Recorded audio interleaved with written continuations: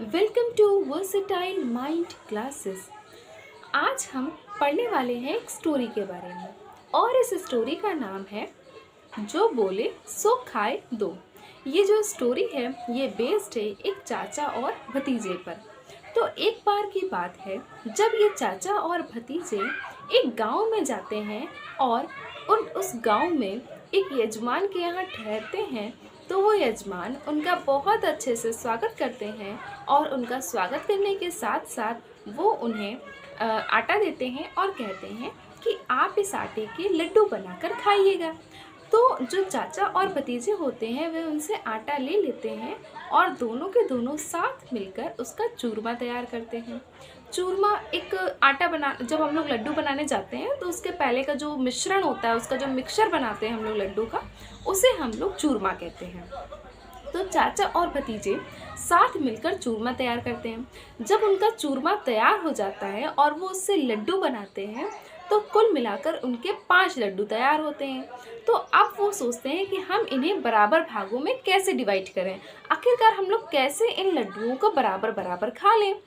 तो वो लोग कहते हैं ठीक है, अच्छा चलो हम एक काम करते हैं, हम लोग बिल्कुल शांति से लेट जाते हैं, बिल्कुल शांति से, कोई कुछ भी नहीं बोलेगा और जो पहले बोलेगा उसे 2 लड्डू मिलेंगे और जो बाद में बोलेगा उसे 3 लड्डू मिलेंगे।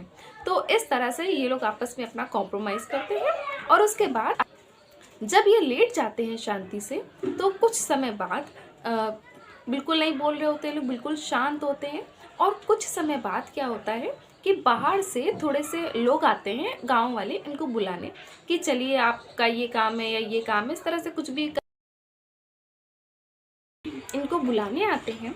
गांव वाले बहुत कोशिश करते हैं कि इन्हें उठाएं, लेकिन चाचा और भतीजा दोनों ही नहीं उठते हैं और दोनों ही बिल्कुल शांति से लेटे हुए होते हैं। तो इस वजह से जो गांव वाले होते हैं वो ये सोचते हैं कि किसी विषैले यानी कि किसी जहरीले कीड़े ने इन्हें काट लिया है, जिसकी वजह से ये दोनों के दोनों मर चुके होते हैं।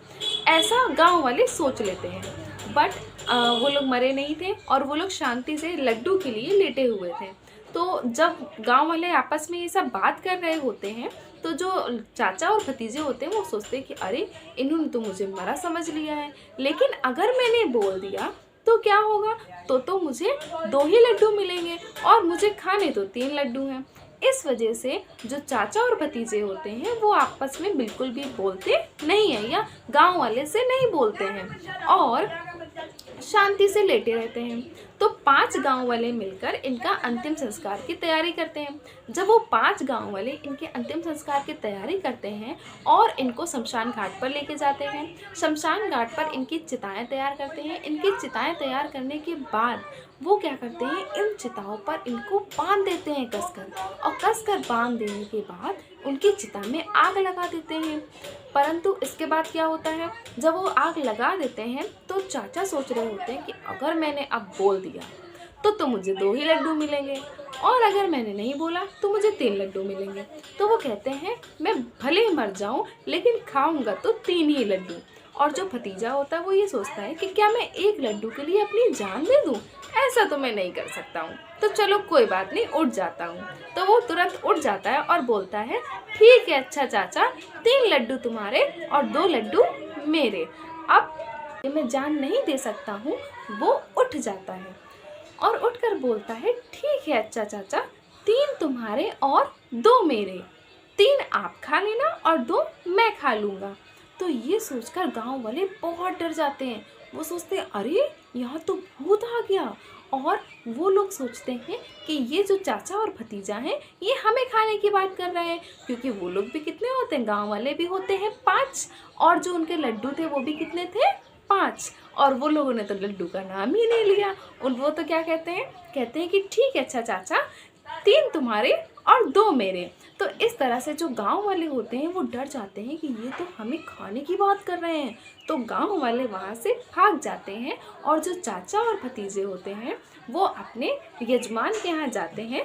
3 लड्डू चाचा खाते हैं और 2 लड्डू भतीजा खाता है। तो यहीं से ये कहानी जो है वो एंड होती है।